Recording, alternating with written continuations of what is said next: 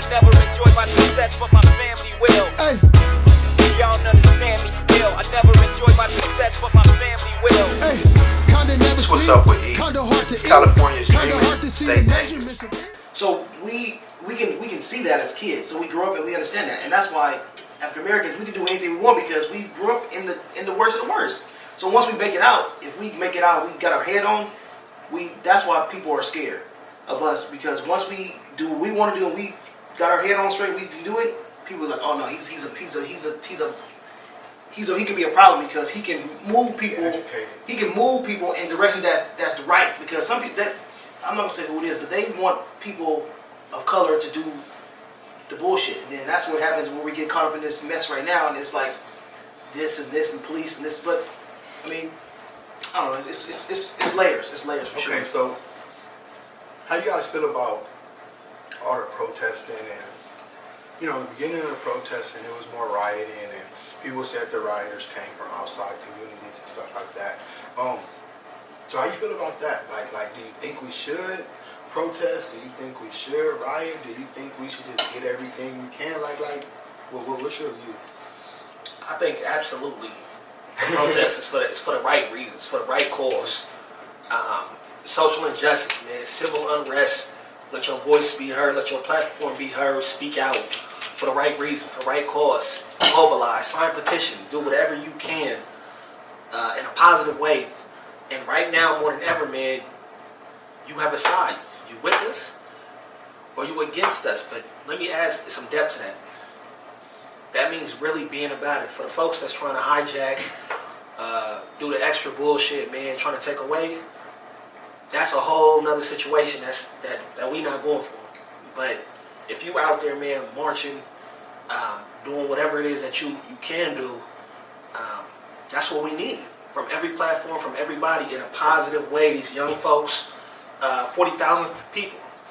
Mission High School last week, organized by a young lady. And these youth are leading these protests. They're using their voices, their platform. It's amazing. It's incredible. Let's keep building. This is what we fight for. Definitely. I mean, a protest and a riot and a loot is three different animals. So the protesting is good because it's like, you send a cause. But once you start rioting and tearing us, I mean, your voice is going to be heard because it's like, okay, well, these people are uproar and there's unrest and they've had enough, and I can understand that. I definitely understand that. But it's your neighborhood, though. You have to go back to your neighborhood. So if you tear up your neighborhood, what are you going to go back to? You have nothing to go back to. You got to go spend your money somewhere else. Yeah. So you got to understand that when you out there, or when I'm out there, or when my family's out there, you got to understand, what are you doing it for? Are you doing it to say, well, as soon as they hit the Foot Locker, I'm going in there and get me some shoes? Because if that's what you're doing, then you're not really doing it for the right reason. You out there selfishness. You're doing it for selfish reasons. Yeah. You're not doing it for the cause of, we tired of being murdered in the streets. We tired of getting a subpar education. We tired of getting wrong in the criminal system. We tired. But once you start going to somewhere else where you burning your whole community up, that don't make no sense to me. That just don't make no sense to me. So I think the protesting is good. That's the only way we're gonna make change. First time in history that all countries are protesting together for one cause, civil rights, Black Lives Matter, and just to clarify something real fast, man. Never at any time do any of us say only Black Lives Matter. Facts. Man, all lives matter. We just need help with what's going on right now because our lives are in danger. And at the same time, anytime somebody else is willing to fight for themselves, we be right there with them. Facts. Because African Americans are people of love. People of love. That's compassionate. We don't. The lady gets charged for murder, and she gets hugged by an African American judge, by the brother, and the brother of the person. They don't do that stuff for us. It's like, hurry up and take them to the back, man. Take them to jail. That's fast. Yeah. So, with all the protesting, they're doing the murals, George Floyd. There's several other people as well, and then to top it off, there's been numerous bodies coming up, like as being, it's lynching to me. It's not suicide. It's not harm. Like, it's straight lynching. Like, so what do you guys' take on that? Man, that's a tough one because you got this. It's hard because it's about fear pretty much, right? So it's fear because they know that's something that's in the back of our head because it's been happening for years and years and years and years and years and years Since they brought us here. And the lynching might not just be being hung; it might be getting drugged in a truck a couple years back, or getting something in some backwoods or somewhere. So you see so many stories because social media picks up and you see it, you might not see it. So many stories, but I just say to that, we as people have to just be aware of our surroundings. Get off the phones. Stop being so into the technology and be aware because you can fight your way out. It still might be, but you still got to fight. You got to be aware of your surroundings where you can help yourself because if you just messing around and you get snatched up, that's kidnapping. That's something that happens. Then they put you in a tree and hang you. That's just for the viewing of the public because they want people to see that to get fear into their mind. So you guys be aware of your surroundings. Absolutely, man. If you can, especially now more than ever, don't travel alone. I'm just keeping it a buck with you. You shouldn't be out here traveling alone. You be with your family, with your people. The young man went missing after hiking. Him and this lady got in an altercation. So he goes off. He's from, I think he's from Fillmore, African American male. Man.